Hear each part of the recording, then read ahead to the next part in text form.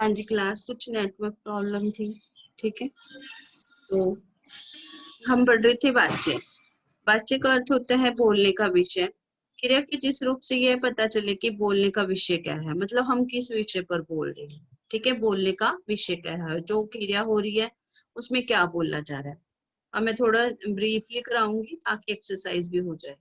कल कुछ बच्चों को नहीं पता चल रहा था, तो मैं इसलिए दोबारा समझा रही हूँ।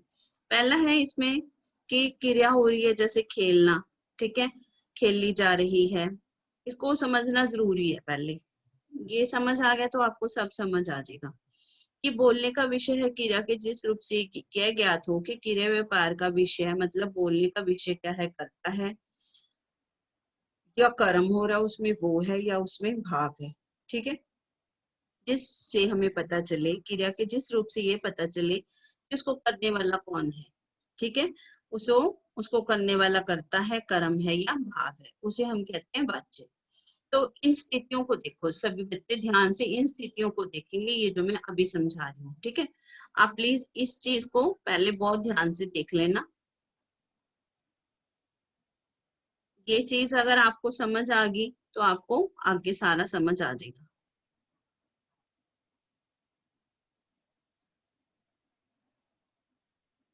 ये देखो, पहली स्थिति है कि नरेंद्र खेल रहा है। इसमें कर क्रिया का जो बिंदु है वो कौन है, कर्ता नरेंद्र। नरेंद्र खेल रहा है, क्रिया हो रही है खेलने की, खेल कौन रहा है, नरेंद्र। तो यहाँ जो है वाच्य का संबंध कर्ता से। ठीक है, यहाँ पर कौन प्रधान है, कर्ता। फिर रमेश द्वारा फुटबॉल खेली जा रही है। अब यहाँ पर फुटबॉल कर्म प्रधान है, तो यहाँ पर वाच्य का संबंध किससे है, यहाँ वाच्य का संबंध कर्म से। फिर उसके बाद है मुझसे खेला नहीं जा रहा, मतलब इसमें भाव व्यक्त किया है, तो यहाँ पर क्रिया का संबंध क्या है, किससे है, भाव से है, इसलिए ये क्या है, भाववाच्य। अब जो है वाच्य के तीन भेद है, कर्तृवाच्य, कर्मवाच्य और भाववाच्य। ठीक है, कर्तृवाच्य अब यहाँ से समझ आ गया, जिसमें कर्ता प्रधान है। तो जिस वाक्य में वाच्य बिंदु कर्ता हो उसे कर्तृवाच्य कहते हैं। फिर है नेक्स्ट, उसके बाद है, फिर उसके बाद है कर्मवाच्य। जिस वाच्य बिंदु में कर्ता ना होकर कर्म हो, वहां पर कर्ता नहीं है, वहां पर कर्म है। कपड़े दे दिए गए हैं, सुंदर चित्र देखे गए हैं, कक्षा बहुत अच्छी तरह चल रही है, रोगी को भोजन दिया गया। ठीक है, तो क्रियाएं हो रही है, गए हैं, देखे गए हैं, तो किससे हो रही है, कर्म से। कर्म यहाँ प्रधान है। जहां पर वाच्य बिंदु कर्ता ना होकर कर्म हो, यहाँ कर्म प्रधान है, कर्ता तो है ही नहीं। ठीक है, तो इसलिए यहाँ पर कौन सा वाच्य है, ये कर्म वाच्य। इसमें कपड़े, कक्षा, सुंदर चित्र, भोजन, ये सब क्या है, कर्म है। इसके बाद है कर्म का प्रयोग स्थल क्या होता है, जहां पर कर्ता ज्ञात हो, कर्ता है नहीं, भाषण दिया गया, गीत गाया गया, फिल्म दिखाई गई, तो ये सारे क्या है, कर्ता। जहां कर्ता जो है नहीं है, कर्म है ये सारे। जो काम अनचाहे हो, अचानक हो जाए, सभी भाग गए, ये सारे क्या है, कर्म है, अचानक हो रहे हैं जो। जहां कर्ता को ना प्रकट करना हो, मतलब अपने ऊपर ना लेना हो किसी काम को, किसी भी गलती को, किसी भी चीज को। अपराधियों को तलाशा जा रहा है, सबने किया होगा। ठीक है, मामले की जांच की जा रही है, तो केस की सुनवाई चल रही है, तो यहाँ पर क्या प्रधान है, कर्ता गायब है, कर्म प्रधान है। ठीक है, आवश्यक सूचना देनी हो, सूचित करने के लिए, बस अब सहन नहीं होता, सूचित किया जाता है, पड़ताल पूरी की जाती है, मतलब इसमें कर्ता नहीं कर्म प्रधान है, वहां पर क्या होता है, कर्म वाच्य। अगला है भाववाच्य। जिस वाक्य में ना तो कर्ता प्रधान है ना कर्म प्रधान है, सिर्फ क्या है, भाव मुख्य है। खूब खाया जाता है, कुछ तो करना ही होगा, रात भर कैसे जागा जाए, खाया जाए, खाया जाता है, जागा जाता है, चला जाता है, ये सारे क्या है, भाव है, तो इसलिए ये क्या है, भाववाच्य। ठीक है, अब नेक्स्ट है इसका, फिर था भाववाच्य। भाववाच्य को प्रकट करने के लिए हम क्या करते हैं, यहाँ पर विवशता प्रकट करने के लिए होता है इसका प्रयोग। किसी कार्य को ना कर पाना, विवश हो जाना, वहां पर भाववाच्य होता है। अब चुप नहीं रहा जाता, इतना भी नहीं कहा जाता, मुझसे नहीं गाया जाता, तो यहाँ पर भाव प्रधान होता है। फिर मैंने आपको एक बताया था, जब ये चीजें समझ आई सबको? हाँ जी, पहले यहाँ तक समझ आ गया? क्लास मुझे बता दो, यहाँ तक सबको क्लियर हो गया? Yes ma'am. हाँ जी बच्चे, समझ आया यहाँ तक सबको? फिर 3 वाच्य बताए मैंने, यस। कर्ता, हाँ, कर्म, भाव। ठीक है, जिसमें कर्ता प्रधान हो वो जो है कर्तृवाच्य, जिसमें भाव प्रधान हो वो भाववाच्य, जिसमें कर्म प्रधान हो वो कर्मवाच्य। ठीक है, आप कहते हैं कि ये, इसके बाद चलते हैं यहाँ पर। कर्तृवाच्य में कर्म और अकर्मक दोनों प्रकार की क्रियाएं होती हैं। ठीक है, और जो कर्मवाच्य है, कर्मवाच्य में कर्मक क्रिया और भाववाच्य में अकर्मक क्रिया का प्रयोग किया जाता है। ये भी ध्यान रखना, एमसीक्यू में पूछे जाते हैं ये क्वेश्चन। फिर कुछ कहते हैं कि वॉइस को चेंज करने के लिए सिर्फ कर्तरी और अकर्तृवाच्य मानती है इंग्लिश में, लेकिन हम यहाँ क्या करते हैं, भाववाच्य को भी लेते हैं। इंग्लिश में क्या होता है, जब आप वॉइस करते हो तो वहां पर एक्टिव और पैसिव दो काइंड होती है। यहाँ पर क्या होता है, एक्टिव होता है, पैसिव होता है, पैसिव के आगे 2 फॉर्म होती हैं, उनको कहते हैं कर्मवाच्य और भाववाच्य। ठीक है, लेकिन हम यहाँ पर लेकर चलते हैं, हाँ रनिंग आउट हो गया, आ गया ये। हाँ जी, चलिए इसके बाद है कि वो करते हैं, इसके बाद एक्सरसाइज वाला जो मैं आपको करा रही थी, ये समझा दिया था। कर्तृवाच्य क्या होता है, मैं नहीं गाता। ठीक है, इसमें भाववाच्य क्या बनेगा, मुझसे नहीं गाया जाता। इसमें हम से लगाते हैं। और कर्मवाच्य में हम क्या लगाते हैं, कर्मवाच्य में हम क्या लगाते हैं, इसमें हम द्वारा लगाते हैं। ठीक है, माता पिता बच्चों को समझाते हैं, माता पिता द्वारा बच्चों को समझाया जाता है, इसमें हम द्वारा लगा करके सेंटेंस को चेंज करते हैं।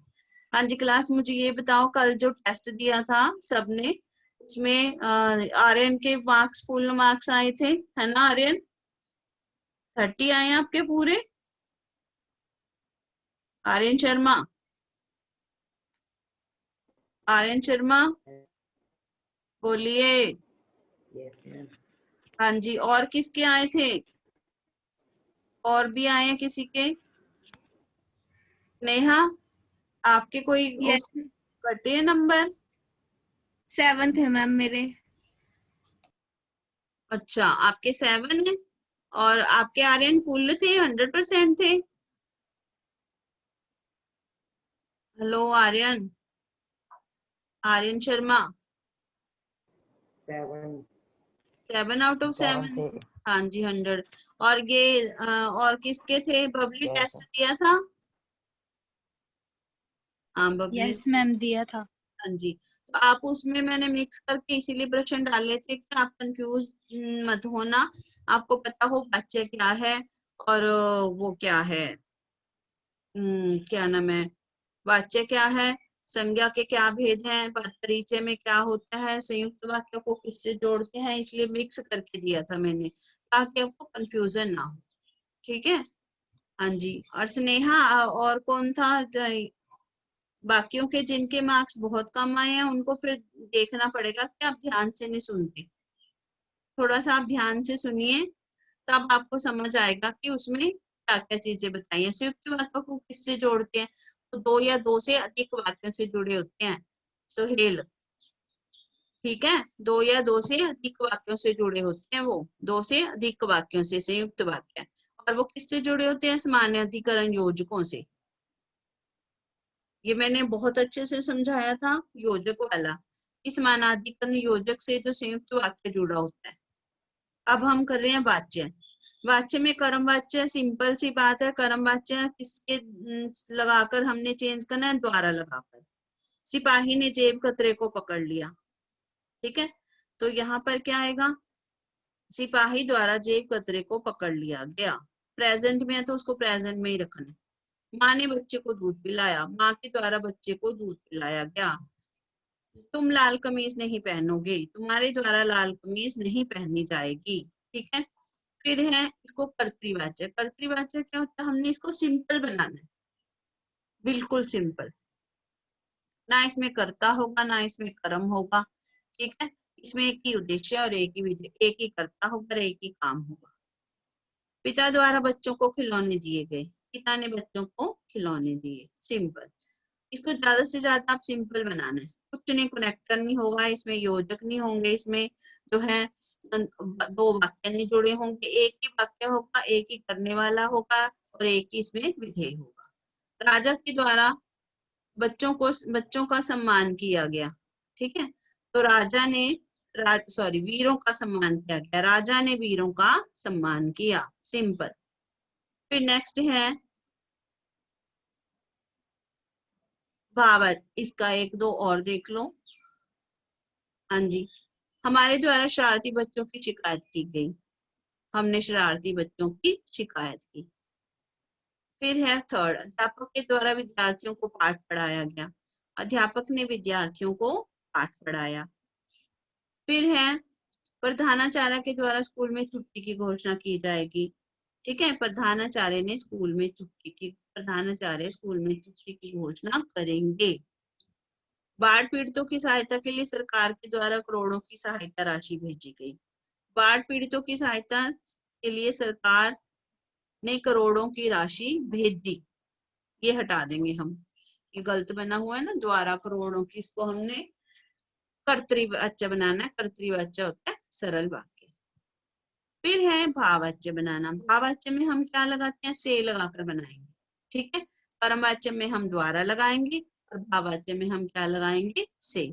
हम इतनी दूर नहीं जा सकते, हमसे इतनी दूर नहीं जाया जाता, हम भोजन के बिना काम नहीं कर सकते, हमसे भोजन के बिना काम नहीं होता, हम विज्ञान की पढ़ाई नहीं कर सकते, हमसे विज्ञान की पढ़ाई नहीं की जाती। हमसे, हम इसमें हम से लगाकर वाक्य बनाएंगे, परिवर्तन करेंगे, भाववाच्य बनाना जब। अब ये देख लो, यहाँ अब भोजन किया जाए, चलो भोजन करें, ठीक है। अगर हमने इसका सरल बनाना है, हम भाइयों से ये काम नहीं होता, ठीक है, हमारे भाई ये काम नहीं कर सकेंगे, काम नहीं होगा तो कर सकेंगे, इसका ये ऐसे बना सकते हैं। आइए कि हमारे भाई ये काम नहीं कर सकेंगे, हमारे भाइयों से ये काम नहीं होगा। फिर है कि हम लोग रोज यहाँ आते हैं, हमसे रोज यहाँ आया जाता है, यहाँ द्वारा लगाया, आप द्वारा हटा दो, ठीक है, से लगाकर बनाओ। मैं इतनी ठंड में काम नहीं कर सकता, मुझसे इतनी ठंड में काम नहीं होता। अब भोजन करें, अब भोजन किया जाए। राधा विवाह में नाच रही थी, राधा द्वारा विवाह में नाचा जा रहा था, ठीक है। तो ये जो है परिवर्तन है, इसको, इस परिवर्तन को हम भाववाच्य से कर्तृवाच्य में कर सकते हैं, कर्तृवाच्य से भाववाच्य में। अब ये क्वेश्चन मैंने आपको बता दिए, वाच्य किसे कहते हैं, उसके बाद वाक्य में कर्मवाच्य की प्रयोग स्थितियां क्या हैं, भाववाच्य का अर्थ। कर्मवाच्य कब कब प्रयोग होता है, ये मैंने अभी आपको समझाया था, कर्मवाच्य कब कब प्रयोग होता है, कर्मवाच्य की प्रयोग स्थितियां क्या हैं ये बताई थी। कर्मवाच्य की, जहां पर कर्ता जो होता है अज्ञात होता है, जहाँ कोई काम अनचाहे अचानक हो जाए, जहाँ कर्ता को ना दिखाना हो, जहाँ कोई सूचना देनी हो, ठीक है, कोई काम ना अशक्य सूचना देने के लिए, ठीक है, अब और नहीं खाया जाता, अपनी मजबूरी दिखाने के लिए, तो ये कर्मवाच्य के प्रयोग स्थल है जहां हम कर्ता को नहीं दिखाते, ठीक है। अब उसके बाद है प्रश्न कि भाववाच्य का अर्थ स्पष्ट करते हुए इसके प्रयोग स्थल बताने। भाववाच्य के प्रयोग स्थल मैंने क्या बताए हैं कि भाववाच्य के प्रयोग स्थल हैं जहां पर कि हम अपनी मजबूरी विवशता प्रकट करते हैं, ठीक है। अब टाइम कम रह गया है आज क्लास में, तो नेक्स्ट क्लास में हम काम करेंगे। अभी के लिए ये आपने 3 प्रश्न उत्तर इसके परिवर्तन, वाक्य परिवर्तन देखने हैं, ठीक है जी, धन्यवाद।